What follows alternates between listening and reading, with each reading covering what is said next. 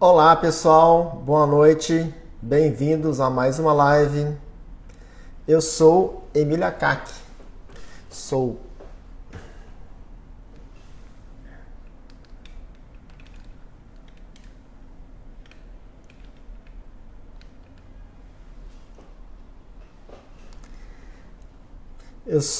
Emílio Akaki, sou dentista clínico há 29 anos, professor de prótese fixa há mais de 25 anos, sou especialista em prótese, mestre em materiais dentários e doutor em biomateriais.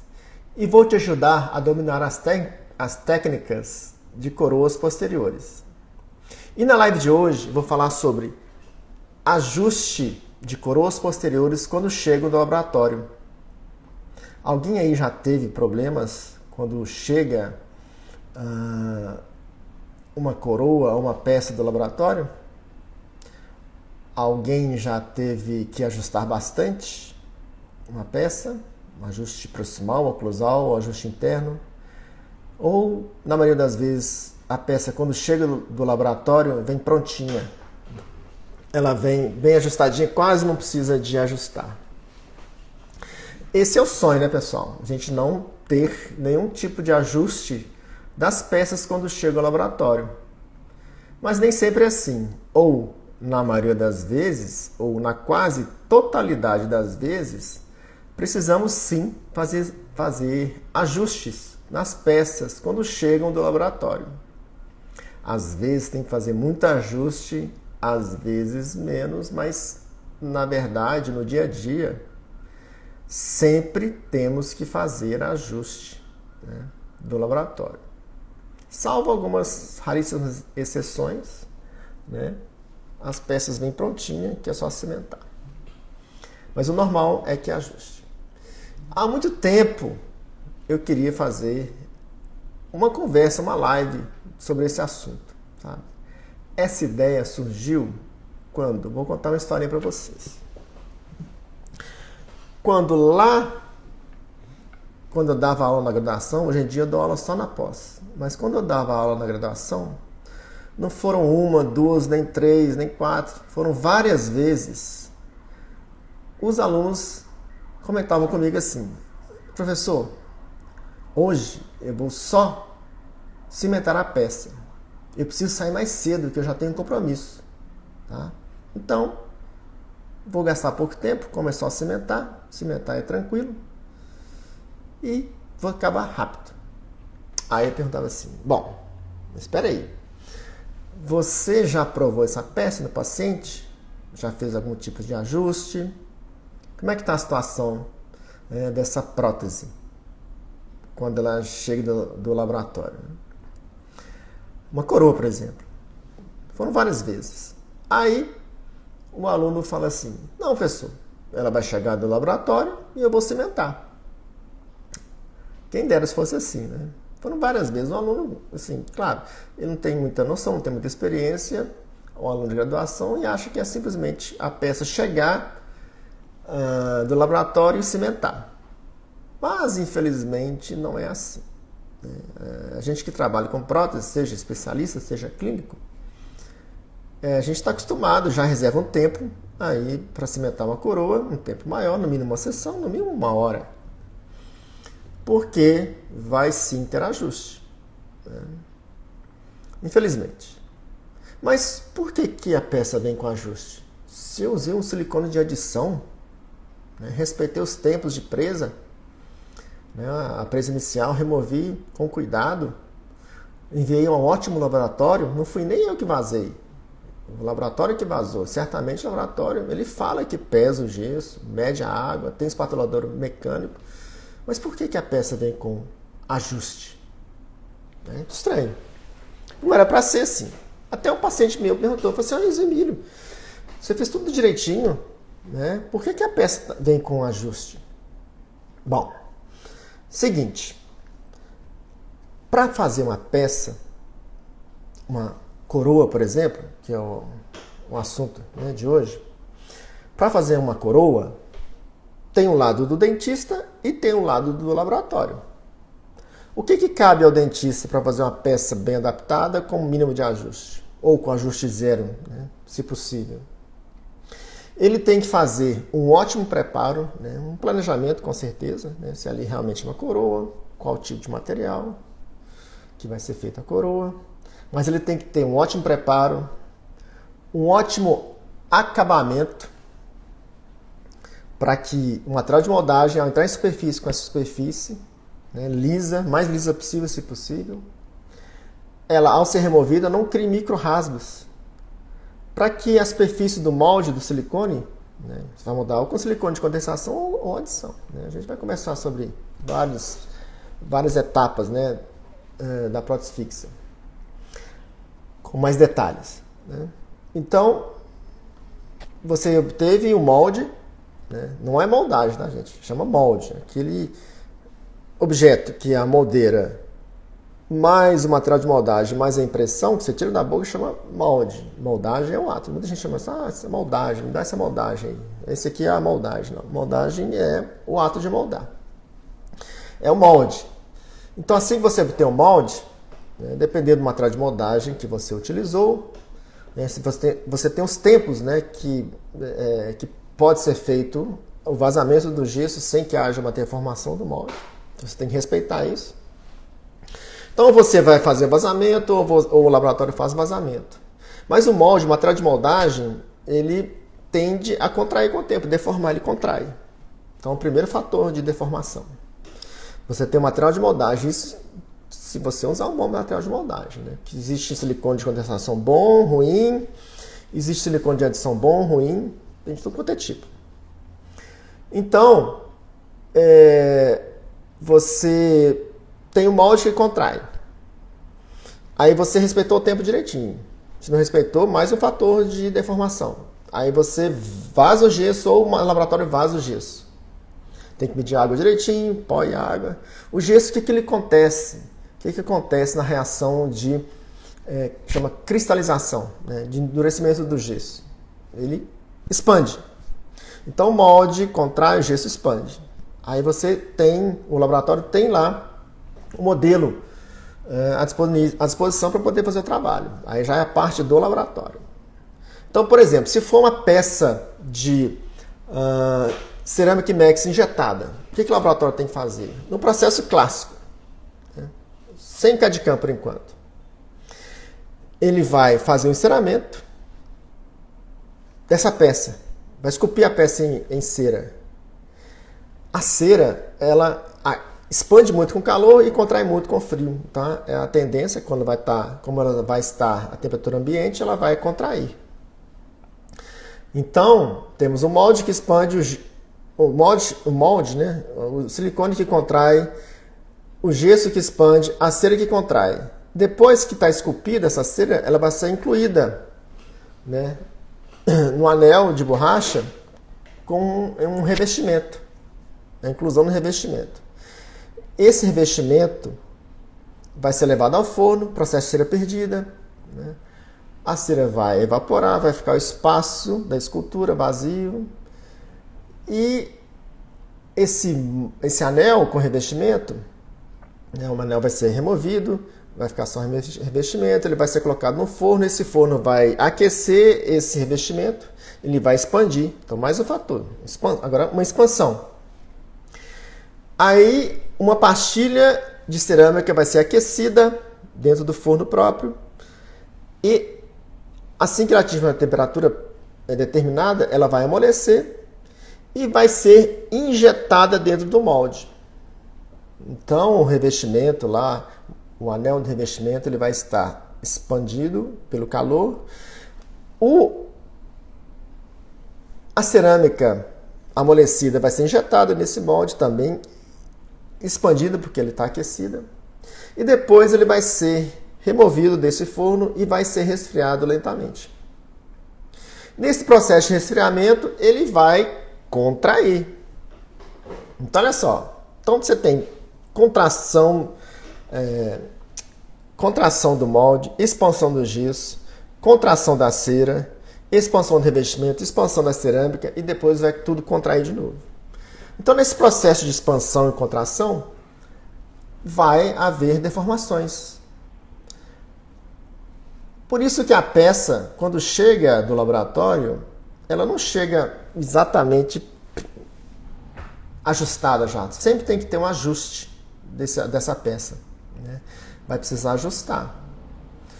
Tanto porque, mas no modelo está certinho, mas o modelo sofreu também deformações. Deformações de quê? Do molde, que contraiu, e do gesso que expandiu. Ela é uma cópia da boca, mas não uma cópia 100% exata. Por isso que tem diferenças. Por isso que a peça chega com ajustes a fazer quando a gente encaixa na boca do paciente. Tá? Então, por isso que a gente tem trabalho. Por isso que, quase na maioria das vezes, temos que fazer ajuste nas peças, nas coroas, quando chega do laboratório.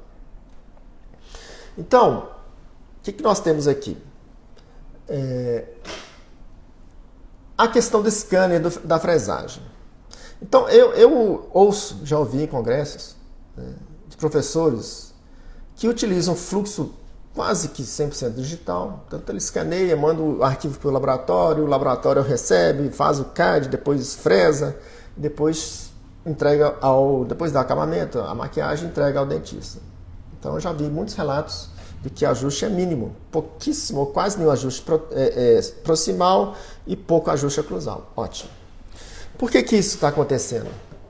Porque quando se faz esse fluxo digital, elimina-se alguns fatores que eu falei, que eu elenquei aqui, da contração, expansão, né?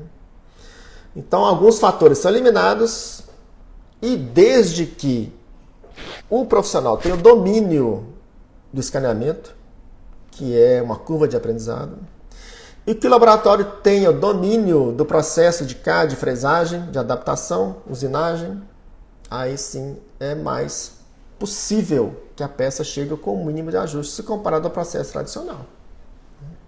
Mas aí envolve custos. Não é para todo mundo esse processo, esse fluxo digital. Tem próprio custo do scanner, que para a grande maioria dos colegas não é acessível ainda. Eu tenho um scanner, mas não uso. Eu tenho uma curva de aprendizado a fazer que ainda não encarei. Mas um dia eu vou usar, mas ainda não usei. E o laboratório, né, 100% digital. Você tem o custo da impressão do modelo, a própria peça em si é mais cara, o bloquinho de fresagem é mais caro, então o custo aumenta. Então isso depende da realidade de cada dentista. Mas fato é que é um bom caminho, é um caminho promissor para que haja o menos ajuste possível. Mas a realidade não é essa. Ei, Cris, você sempre está comigo, né? Muito obrigado pelo prestígio, é uma honra você sempre estar aqui. Sim, é maravilhoso, é muito legal. Muito obrigado aí pelos comentários, pelo seu prestígio aí. Estúdio Unique Lab, custos altíssimos, só o bloco de fresagem, barbeiro R$500 a mais para o laboratório. Isso só faz um dente. Pois é, gente, é complicado. Então, assim, o que nós queremos? O menor custo possível, o melhor e mais barato. Né? Tem gente que pode custear, né, o mais caro, que é o laboratório de uma peça fresada. Né? Às vezes o dentista ele próprio tem no seu consultório, né, o chairside, tem tudo lá, ele faz tudo. Mas aí tem que dedicar muito tempo. Então ele é muito bonito, né, esse fluxo digital, mas sim, é ótimo. Né, para quem está nesse mundo aí, que está engrenado nisso, ótimo. Né, mas eu ainda... o laboratório tem a parte que é digital, mas eu faço ainda fluxo, eu faço a moldagem, que eu adoro moldar, adoro. Né, eu não tenho dificuldades em moldar. Mas eu sei que o fluxo digital é o presente e o futuro. Muito obrigado, Cris. Muito obrigado. Bom, então, seguindo aqui, o que eu vejo nitidamente a odontologia indo em dois caminhos. Esse do high-tech, né, do scanner, da fresagem, que é a pressão da indústria também ajuda bastante, né, aos dentistas a se sentirem constrangidos ou pressionados a comprar um scanner. e a parte que está indo para o artesanal. É engraçado isso está acontecendo. Que é você mesmo fazer. O dentista Hilgert, né? Que é o marido da Adriana Lima, esqueci o nome dele, Rodrigo Hilgert. Que ele faz a churrasqueira, ele faz o espeto, faz a carne, faz o churrasco, faz tudo. Então, tem a parte da odontologia que está indo para esse caminho mais tranquilo, né? Custo mais baixo, material mais tranquilo, resina composta. Que é o dentista mesmo fazer as resinas dele diretas, né? Indiretas ou semidiretas no modelo, ele molda, faz o modelinho, ele mesmo faz.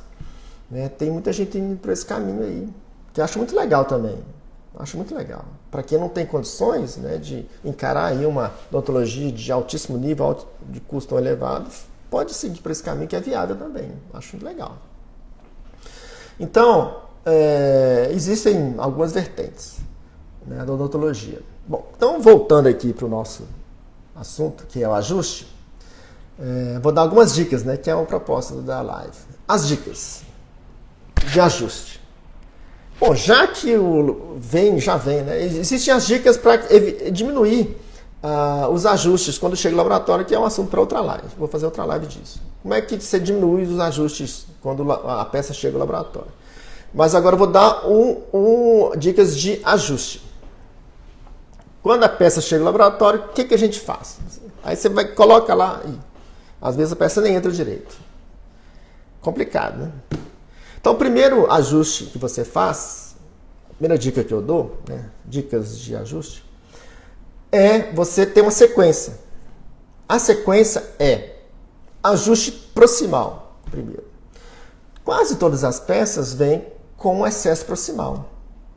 Até melhor, o ideal é que viesse certinho, mas melhor vir com excesso do que faltando. Faltando, dependendo do material, vai ter que voltar ao laboratório e fazer um acréscimo. Cerâmica, por exemplo. Faltou o contato proximal, volta ao laboratório, faz um acréscimo e volta. Se for resina, dá para acrescentar, a gente mesmo acrescenta. Bom, mas se for de cerâmica, se o dente for dente vivo, dente não for prótese, for esmalte, aí, se o paciente concordar, a gente faz um pequeno acréscimo em esmalte e está dado o ponto de contato. Mas o paciente tem que estar ciente e concordar. Bom, mas na maioria das vezes o laboratório a peça vem do laboratório com excesso proximal. É fato. Né?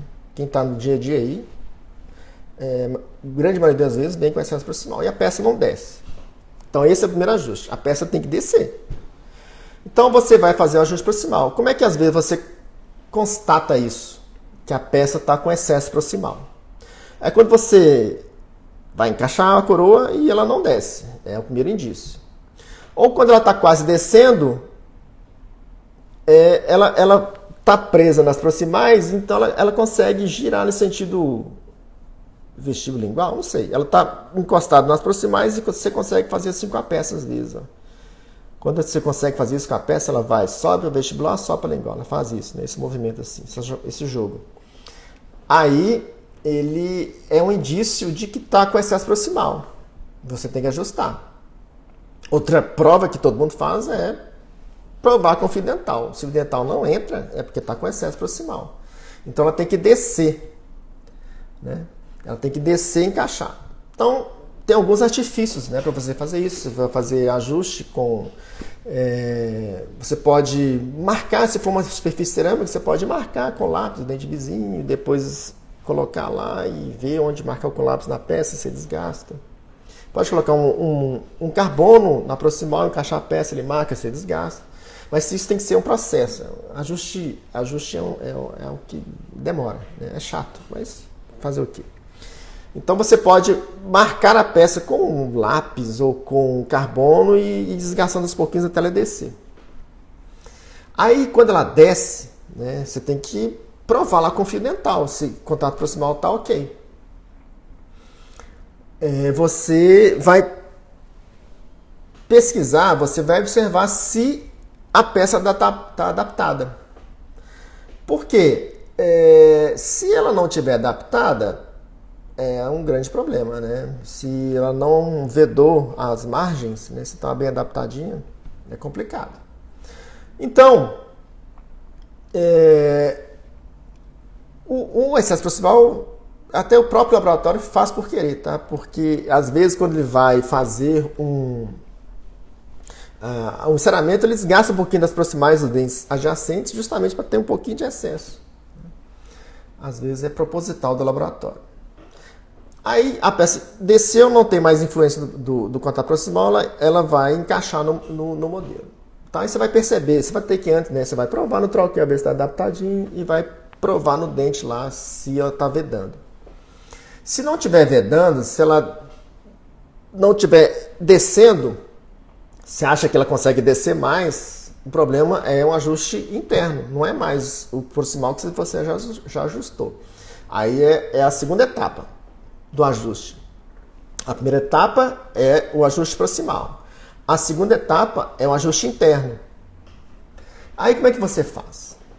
Pô, mas tem alguma coisa pegando dentro da peça que não está deixando a peça não está deixando a peça acabar de assentar. Alguma partezinha, algum detalhe da prótese, do preparo que não está deixando. Aí você pode usar internamente um carbono líquido, que é próprio para isso, mas só que eu nunca usei. Mas é próprio para isso. Tem gente que usa, ótimo. Carbono líquido. Ou pode usar, que eu gosto de usar bastante, o que eu sempre uso, é um silicone fluido, mais o catalisador. Ou aquele mesmo que você usa, de silicone de condensação mesmo.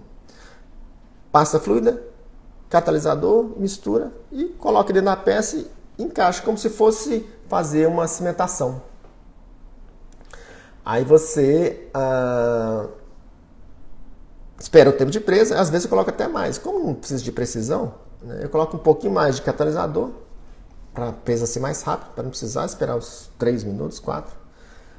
Coloco lá, encaixo, ele já vai extravasar o excesso, não tem problema. Aí eu testo lá com a mão, se endureceu, tiro. Pum. Tiro e vejo internamente. Geralmente o silicone vem junto com a peça. Aí você pega a peça e olha por dentro. Onde estiver rasgado, o fininho, grande chance de ser lá que está atrapalhando a peça de acabar de assentar. Aí você vai pegar um lápis, marcar, força o lápis, fura lá o silicone. É isso aí. Aumentar a quantidade de catalisador. Porque não tem problema, né?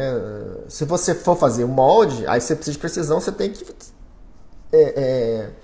ter a proporção certinha. Mas como nesse caso, não tem problema. Não preciso de precisão. Eu preciso de rapidez. Né? Esperar 3, 4 minutos é demais.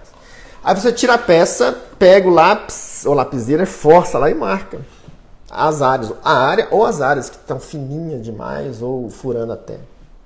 Aí você remove o silicone, pega uma alta rotação, se for cerâmica, de preferência refrigerada, uma broca esférica e desgasta.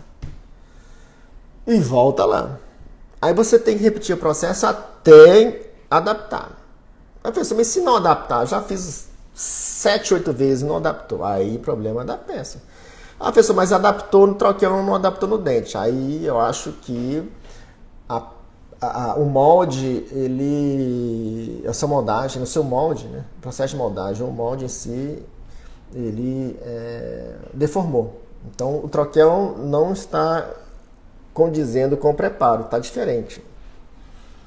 Tá? Aí o problema é de falta de fidelidade entre o troquel, o seu modelo e o dente. Aí o problema foi na moldagem ou algo assim.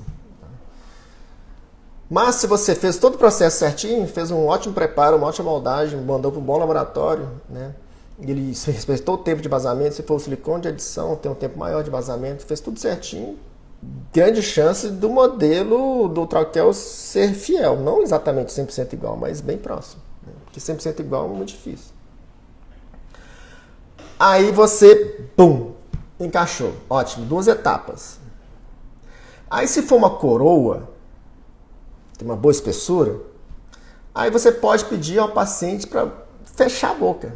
Tem que avisar o paciente, essa peça de cerâmica você não pode morder com força. Só fecha para mim, só encosta o dente, só para ver o tamanho da discrepância. Lembra lá na primeira live que eu falei do canino? Olha o canino do mesmo lado, tira a peça, vê a distância do canino entre caninos. Está encostando, ótimo, ele vai ser referência. Aí você encaixou a peça e olhou o canino lá, do mesmo lado. Está muito distante, está pertinho. Se estiver pertinho, ótimo, vai dar pouco ajuste. Se estiver grande, aí vai dar muito ajuste. Pode separar pelo menos uns 20 minutos aí, você vai gastar fazendo ajuste. É triste, mas acontece com todo mundo. As pessoas acham que com a gente não acontece, que a gente tem um pouco mais de experiência, porque dá aula que é pessoa, mas acontece com a gente também. Só não acontece com quem não faz. As peças, as minhas coroas vêm altas também. Vem pouco alto, mas vem. Às vezes vem muito. Sabe o que pode ter acontecido? Quando a peça vem alta, você tem duas possibilidades. Né? Três. Um erro do laboratório que fez alguma coisa lá que errou. Mas, duas possibilidades. Que é provável que você fez o molde parcial, moldou parcial superior, moldou inferior e pediu para fazer um registro. O registro pode até ficar legal, que não seja de cera, né? Registro de cera não dá, o registro de cera ele deforma. Registro de silicone, existe silicone próprio para isso, é o ideal, mas quem não tiver registro de silicone denso, de condensação mesmo, ou... Bom, o material de registro. Aí, o problema é na montagem. A montagem de um modelo parcial é muito instável, sabe?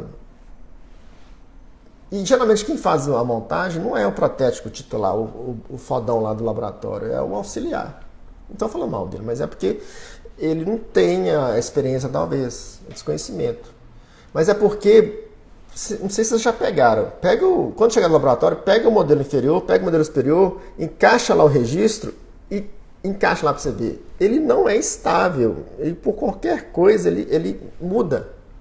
E qualquer desvio, qualquer mudança vai gerar muito ajuste. Não estou falando que não é para moldar parcial. Pode ser que molde parcial. Se a oclusão estiver ok, tudo bem, pode moldar parcial. Mas esteja ciente, né? Cada técnica tem suas vantagens e desvantagens. Então, eu vejo que molde parcial para coroa unitária está muito sujeito a erros de registro e principalmente erros de montagem. Às vezes fez tudo certinho, mas na montagem lá do modelo parcial, geralmente a charneira, dá diferença. E um pequeno desvio dá muito ajuste. Bom, para sanar isso, molde total. O ideal é molde total. Você fazer o molde total, a pessoa vai gastar muito, silicone é caro. Então você escolhe. Ou o modelo total, que para montar é mais estável, então a relação de registro de oclusão vai ser mais precisa e a tendência é que haja menos ajuste.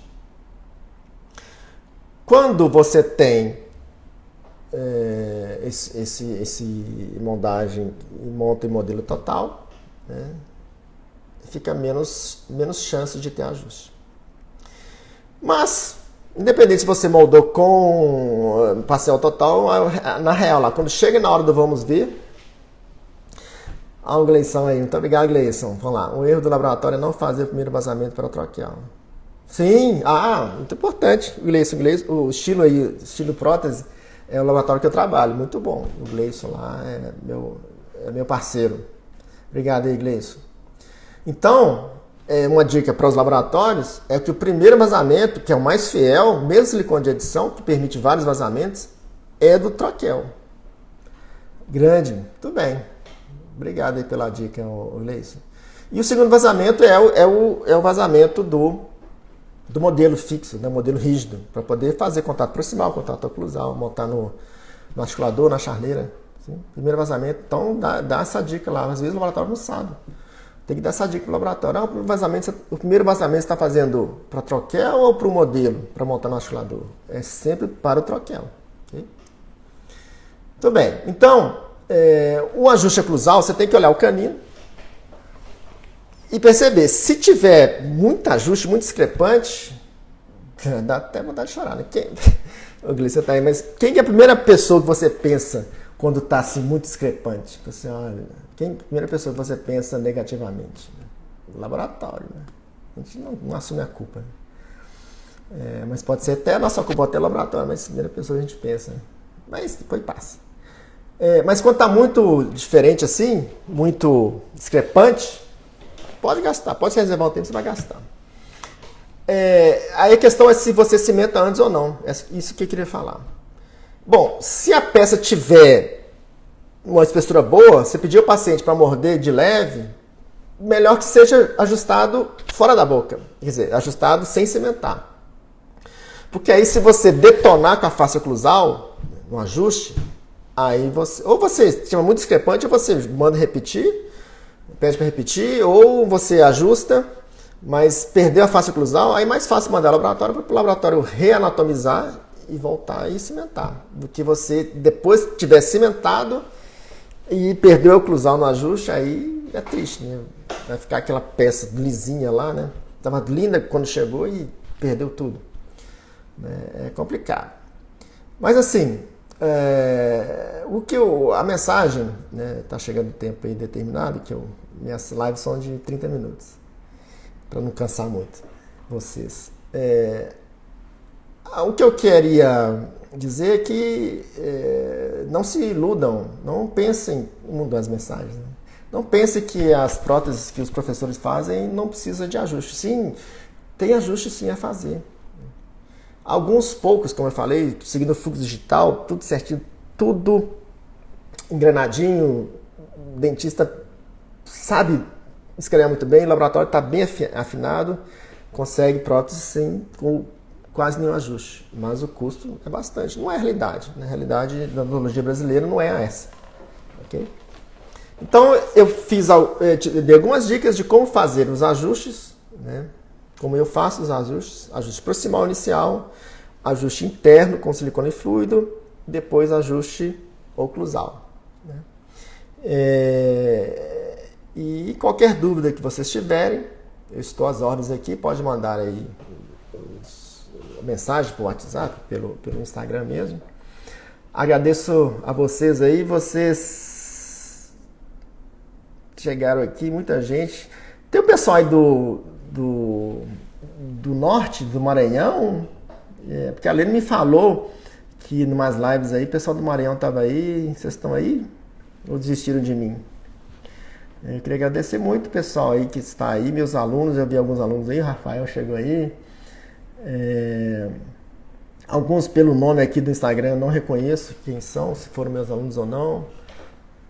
Mas eu queria agradecer bastante aí, a Lene está aí, a minha amiga Lene.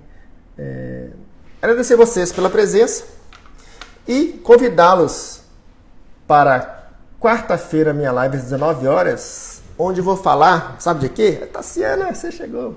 Prazer você estar aí. Saudade, Tassiana.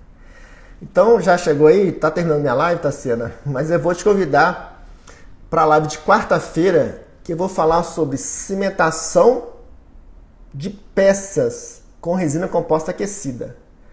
Uma coisa que eu tenho feito bastante, já comentei uma live aí para trás, que eu tenho feito bastante, né? Que eu comentei assim e gerou muitas perguntas, muitas dúvidas, e aí eu quero fazer uma live só sobre isso. Saudade também, tá certo? Prazer você estar aqui. Quarta-feira, então. Quarta-feira eu vou falar sobre cimentação de resina aquecida, que eu estou gostando demais de fazer e queria passar essa experiência para vocês, ok? Então, pessoal, Douglas aí, muito obrigado aí, você sempre está com a gente aí, muito obrigado. E um abraço a todos, pessoal aí do norte aí. Valeu, tá? A próxima a live vai estar gravada aí, se você quiser assistir. A live vai estar gravada. Então, pessoal do norte aí, não sei se está aí, não se manifestaram. Um abração para vocês. Eu já fui no norte, já fui em Marabá, já fui em Imperatriz. Depois eu queria conversar com vocês. O Diegão, o Luiz, muito obrigado, gente. Boa noite, muito obrigado. Já passei aí da hora. E a live vai estar gravada. Quem quiser assistir aí, quem chegou depois, Imperatriz. Já fui em Imperatriz. Quem quiser assistir a live depois vai estar gravada, tá bom? Muito obrigado, boa noite, espero ter ajudado vocês um pouco. Quarta-feira, cimentação com resina composta aquecida, ok? Quarta-feira, 19 horas. Um abraço, gente, boa noite, bom descanso, tchau, tchau.